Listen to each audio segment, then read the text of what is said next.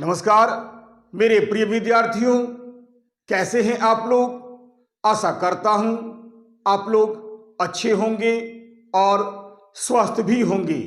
मैं आज इस वीडियो के माध्यम से आपके समक्ष भक्ति काल के प्रमुख संत कवि रैदास द्वारा रचित एक पद की शब्दार्थ सहित सप्रसंग व्याख्या को लेकर उपस्थित हुआ हूं। संत कवियों में रैदास जी का सर्वोच्च स्थान है। ये भक्ति काल की ज्ञानाश्रयी निर्गुण शाखा के एक प्रमुख कवि हैं। हिंदी एजुकेशनल चैनल में मैं आपका हार्दिक अभिनंदन करता हूं। वीडियो शुरू करने से पहले मैं आपको यह बता दूं कि यह पद वेस्ट बंगाल के सेकेंडरी एजुकेशन में क्लास 10 हिंदी सिलेबस में इस पद को रखा गया है। यह वीडियो आपके लिए बहुत ही उपयोगी सिद्ध होगा।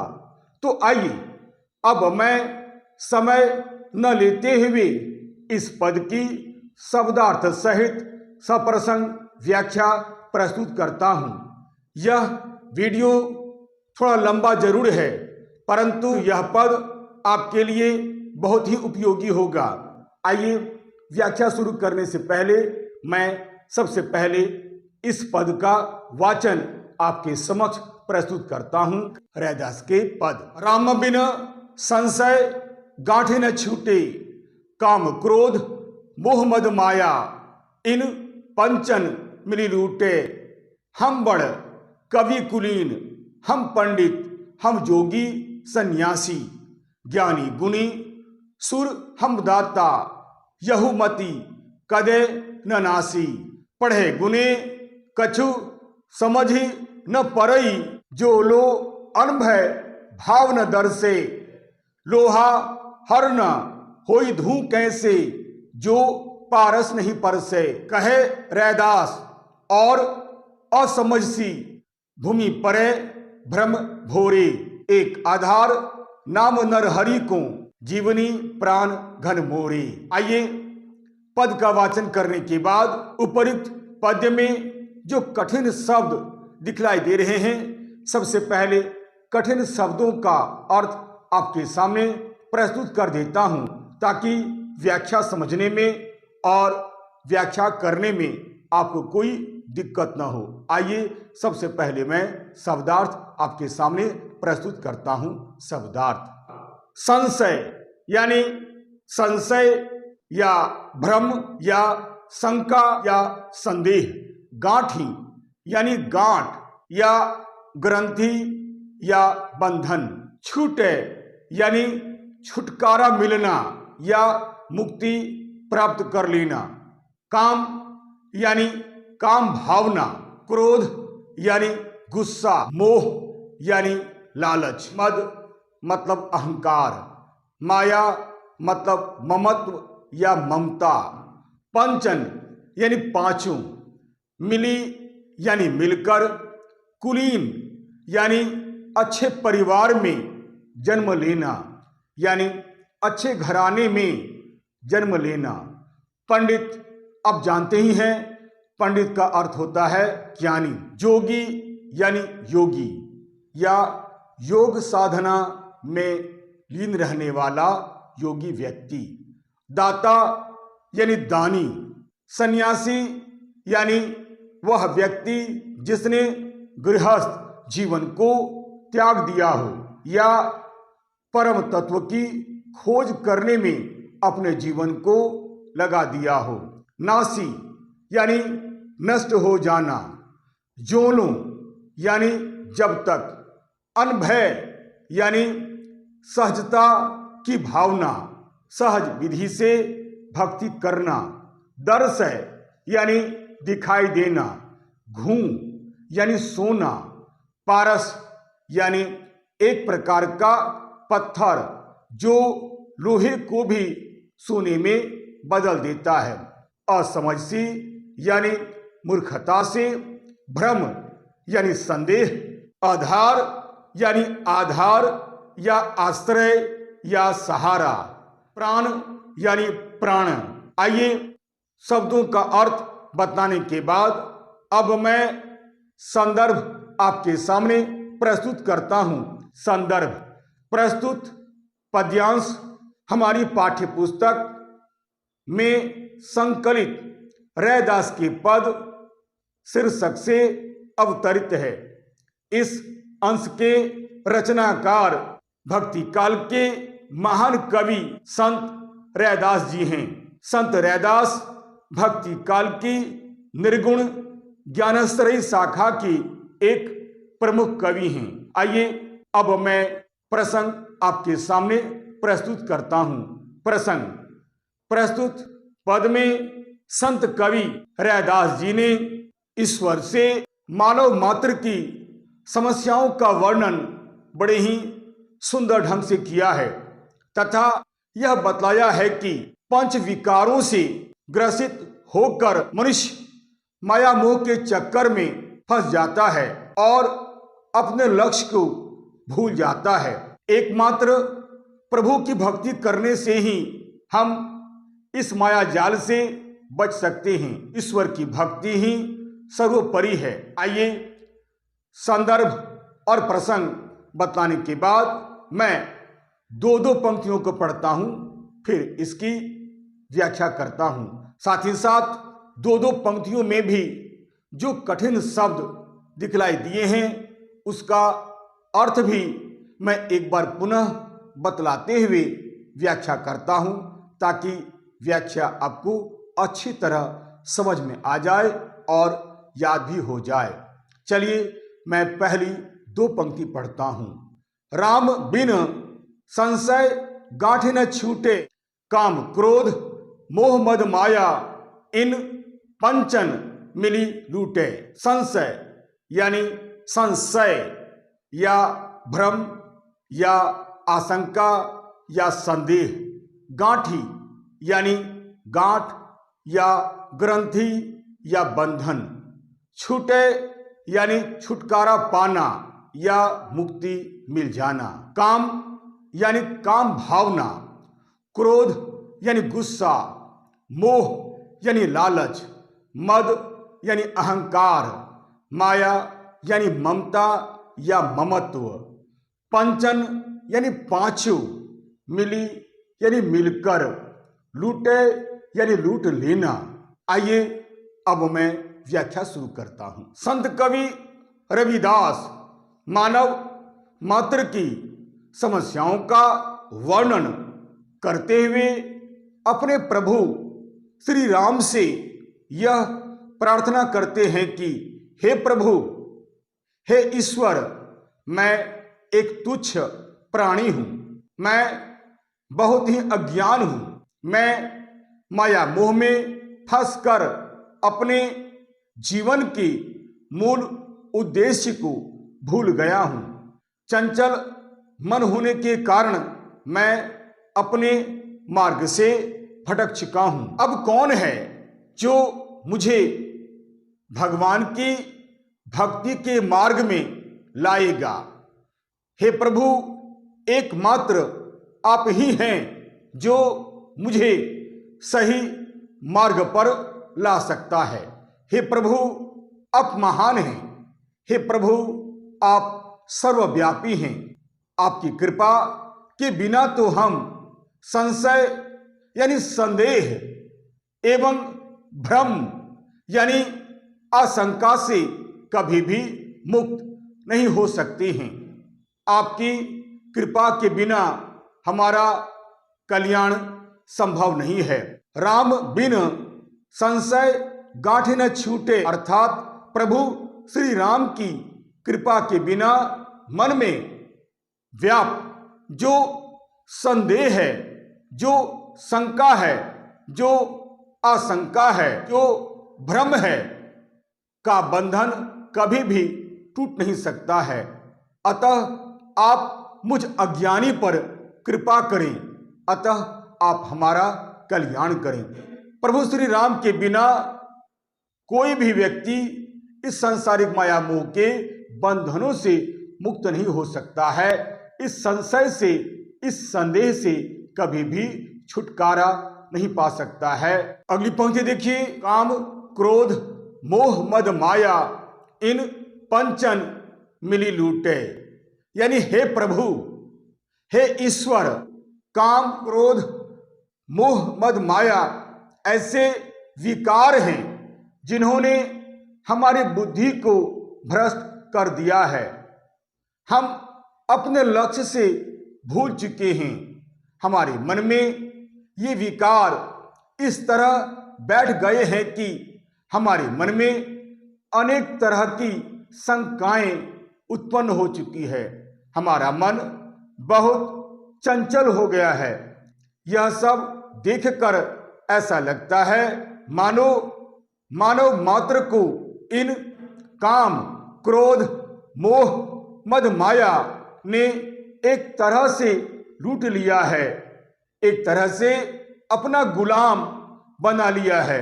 हम इन पंच विकारों के दास बन गए हैं। हमारे अंदर अहंकार का भाव भर गया है। हम अहंकार के शिकार हो गए हैं। हे प्रभु, आप हमारा उद्धार कीजिए। मन में अहंकार होने के कारण ही हम आपकी भक्ति नहीं कर पा रहे हैं। अतएव हे प्रभु, आप मुझ पर कृपा कीजिए और इन पंच विकारों से हमें मुक्त कीजिए, हमारी रक्षा कीजिए। अब मैं अगली 2 पंक्तियां पढ़ता हूं, फिर अर्थ बतलाते हुए इसकी व्याख्या करता हूं। हम बड़ कवि कुलीन, हम पंडित, हम जोगी सन्यासी, ज्ञानी गुणी, सुर हम दाता, यहुमति कदे न नासी। कुलीन यानी अच्छे परिवार में जन्म लेना, पंडित यानी ज्ञानी, जोगी यानी योगी या योग साधना में लीन रहने वाला व्यक्ति, सन्यासी यानी सत्य की खोज में परम तत्व को प्राप्त करने के लिए जिस व्यक्ति ने गृहस्थ जीवन त्याग दिया है, नासी यानी नष्ट हो जाना, गुणी यानी गुणी या गुण संपन्न, सुर यानी वीर व्यक्ति, दाता यानी दानी, कदय यानी कभी भी, नासी यानी नष्ट हो जाना या बर्बाद हो जाना। हम बड़ कवि कुलीन, हम पंडित, हम जोगी सन्यासी, ज्ञानी गुणी, सुर हम दाता, यहुमति कदे न नासी। यानी संत रैदास आगे कहते हैं कि इन्हीं पंच विकारों के फलस्वरूप हम अहंकारी बन गए हैं और अहंकार में चूर होकर हमने अपने आप को बहुत बड़ा मान लिया है। कभी हम यह कहते हैं कि हम बहुत बड़े ज्ञानी हैं, कभी हम कहते हैं कि हम बड़े ही गुणवान हैं, कभी यह कहते हैं कि हम बड़े ही कुलीन ब्राह्मण हैं, कभी यह कहते हैं कि हम योगी हैं, हम सन्यासी हैं। इस प्रकार हम अपने आप को मान लेते हैं। अगली पंक्ति देखिए, ज्ञानी गुणी, सुर हम दाता, यहुमति कदे न नासी। यानी हे प्रभु, यही नहीं, हमेशा हम यही सोचते रहते हैं कि हम सबसे बड़े कवि हैं, सबसे महान हैं, हम सबसे बड़े ज्ञानी हैं, हम योगी हैं, हम बहुत बड़े सन्यासी हैं। यही नहीं, इसके साथ साथ हम ज्ञानी, गुणवान और तो और सूरवीर और दानी भी हम ही हैं, अपने आप को महान मान लेते हैं।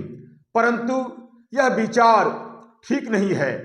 महान मैं कहाँ हूं? महान तो हमारे प्रभु हैं। स्वयं के बारे में ऐसा सोचना, ऐसा विचार रखना अच्छी बात नहीं है। वास्तव में हम तो एक तुच्छ प्राणी हैं, हम कुछ भी नहीं हैं।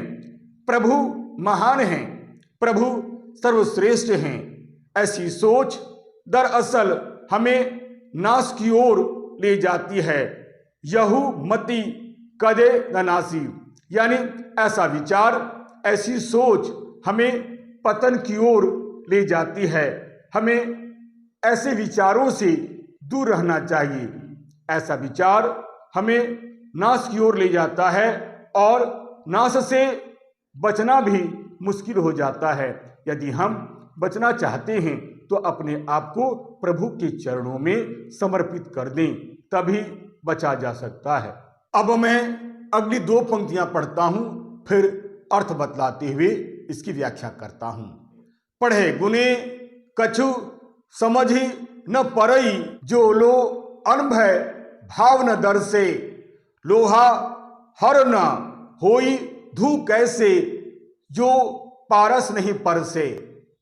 अर्थ देखिए, समझी यानी समझना, परई यानी पढ़ना, जोलो यानी जब तक, अनभय यानी सहजता की भावना या सहज रीति से ईश्वर की भक्ति करना, ईश्वर के प्रति भक्ति की भावना रखना, दर्शय यानी दिखाई देना, धू यानी सोना, पारस एक तरह का पत्थर जो लोहे को भी सोने में बदल देता है। कबीर रैदास आगे कहते हैं कि इन्हीं 5 विकारों के फल स्वरूप अच्छी बातें, नीति की बातें या नैतिकता की बातें या ज्ञान की बातें हमें बिल्कुल अच्छी नहीं लगती है। हम विकार से इस तरह ग्रसित हो जाते हैं कि हमें अच्छी बातें या ज्ञान की बातें कभी भी समझ में नहीं आती है। न तो ज्ञान प्राप्त करने में और दूसरों के द्वारा दिए गए ज्ञान को ग्रहण करने में भी हमें आनंद नहीं मिलता है। अतः हे प्रभु, अब मैं जान चुका हूं कि बिना तुम्हारी कृपा के हम इस संसार से मुक्ति प्राप्त नहीं कर सकते हैं। इन 5 विकारों से हम कभी भी मुक्त नहीं हो सकते हैं। हे प्रभु, हे ईश्वर, यह मैं अच्छी तरह जान चुका हूं, यह मैं अच्छी तरह समझ चुका हूं कि मन में जब तक अहंकार रहेगा, जब तक हमारे मन में ये 5 विकार जमे हुए रहेंगे, तब तक मैं आपकी भक्ति नहीं कर पाऊंगा। अतः इन 5 विकारों से हमें मुक्त कीजिए। मैं यह भी जान चुका हूं कि मन में जब तक सहजता की भावना नहीं आती है, तब तक हम आपकी भक्ति नहीं कर सकते हैं। यानी जब तक हमारे मन में सहज विधि से ईश्वर के प्रति भक्ति भावना नहीं जगती है, तब तक वेदों पुराणों का ज्ञान भी व्यर्थ है, बेकार है। उचित अनुचित की समझ भी नहीं हो पाती है। ईश्वर की भक्ति के लिए सहज होना, सरल होना बहुत जरूरी है। अर्थात 5 विकारों से मुक्त होना बहुत जरूरी है। जब तक हमारे मन में ये 5 विकार रहेंगे, तब तक हम ईश्वर की भक्ति नहीं कर सकते हैं। अगली पंक्ति देखिए, लोहा हर न होई धू कैसे, जो पारस नहीं परसे। कवि कहते हैं कि जिस प्रकार बिना पारस के स्पर्श से कभी भी लोहा सोना नहीं हो सकता है या सोने में परिवर्तित नहीं हो सकता है, ठीक उसी प्रकार हम प्रभु की कृपा के बिना सोना नहीं हो सकते हैं। यानी हम ईश्वर की भक्ति नहीं कर सकते हैं। अर्थात प्रभु की कृपा के बिना ईश्वर की भक्ति नहीं कर सकते हैं। हमारा मन कभी भी शुद्ध नहीं हो सकता है। 5 विकारों से हम कभी भी मुक्त नहीं हो सकते हैं, और जब तक हम 5 विकारों से मुक्त नहीं हो जाएंगे, तब तक ईश्वर की भक्ति नहीं कर सकेंगे। अब मैं अंतिम पंक्तियों को पढ़ता हूं, फिर अर्थ बतलाते हुए इसकी व्याख्या करता हूं। कहे रैदास और असमझ सी भूमि परे भ्रम भोरे, एक आधार नाम नर हरि को, जीवनी प्राण धन मोरे। असमझ सी यानी मूर्खता पूर्वक या मूर्खता से, भ्रम यानी संदेह, आधार यानी आधार या आश्रय, प्राण यानी प्राण, भूमि यानी धरती, नरहरि यानी ईश्वर। संत कवि रैदास आगे कहते हैं कि हे प्रभु, हे ईश्वर, दुविधा में पड़ जाने के कारण ही मुझसे इतनी बड़ी गलती हो गई है। मूर्खता के कारण ही हमारे मन में भ्रम पैदा हो गया था, जिसके कारण हम सब भूल गए थे। संदेह सब कुछ भुला देता है। हे प्रभु, आप तो अंतर्यामी हैं, आप तो सब कुछ जानते हैं। यानी हे प्रभु, आप कण कण में निवास करते हैं और प्रत्येक व्यक्ति के मन में कौन सा प्रश्न है, कौन सी जिज्ञासा है, इसे आप अच्छी तरह जानते हैं। आप अंतर्यामी हैं। हम किस प्रकार भूल भुलैया में फंस गए हैं, यह आप अच्छी तरह जानते हैं। अतः आप उद्धार करें, हमारा कल्याण करें। अगली पंक्ति देखिए, एक आधार नाम नर हरि को, जीवनी प्राण धन मोरे। यानी हे प्रभु, अब आप ही मेरे प्राण धन हैं, अतः आप हमारा उद्धार करें। ईश्वर की भक्ति करने का एकमात्र आधार प्रभु श्री राम का नाम जाप है। हम जैसे अंधों को आप राह दिखाएं। अब मैं यह जान चुका हूं कि अपने अंधत्व को यानी अपनी अज्ञानता को दूर करने का एकमात्र उपाय ईश्वर की भक्ति है। यानी सब तज हरि भज। कहने का अर्थ यह है कि प्रभु की भक्ति में अपने आप को लगा दो। हमारा तभी उद्धार होगा, तभी हमारा कल्याण होगा। अतः हे प्रभु, आप हम पर कृपा करें ताकि हम उस पथ पर चल सकें जिससे हमें मुक्ति मिल सके। एकमात्र प्रभु का नाम स्मरण ही मुक्ति का आधार है। राम का नाम ही सबसे बड़ा धन है, सबसे बड़ी पूंजी है, इसी में सफलता है। अतः हे प्रभु, हमारी गलतियों को आप क्षमा करें और पंच विकारों से मुक्त कर हमारा कल्याण करें। इस प्रकार इस पद में संत कवि रैदास जी ने अपनी दीनता का वर्णन कर एवं अपने प्रभु की महिमा का वर्णन कर मानव मात्र को पंच विकारों से मुक्त होने के लिए संदेश दिया है। इसके लिए ईश्वर की भक्ति को सर्वोपरि बतलाया है। आइए व्याख्या समाप्त करने के बाद मैं विशेष भी आपके सामने प्रस्तुत कर देता हूं ताकि ज़्यादा से ज़्यादा इस व्याख्या को आप समझ सकें। विशेष प्रस्तुत पद में संत कवि रैदास की अनन्य भक्ति भावना व्यक्त हुई है। इस पद में दास्य भाव की भक्ति है।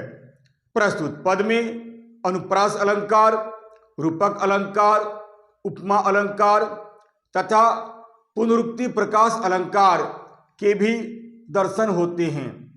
इस पद में राजस्थानी, भोजपुरी शब्द के साथ साथ देशज शब्दों तथा तद्भव शब्दों का भी प्रयोग बड़े ही सुंदर ढंग से हुआ है। भाषा बोधगम्य एवं प्रवाहमयी है। इस पद में हिंदी के अतिरिक्त ब्रज, अवधी एवं राजस्थानी भाषा का प्रयोग बड़े ही सुंदर ढंग से हुआ है। इस पद में संत कवि रैदास की समर्पण की भक्ति दिखलाई पड़ती है।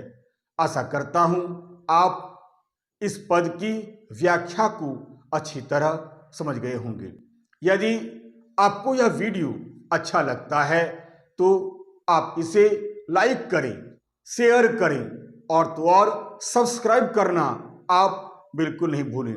याद रखिएगा, मेरा यह वीडियो एक एजुकेशनल वीडियो है।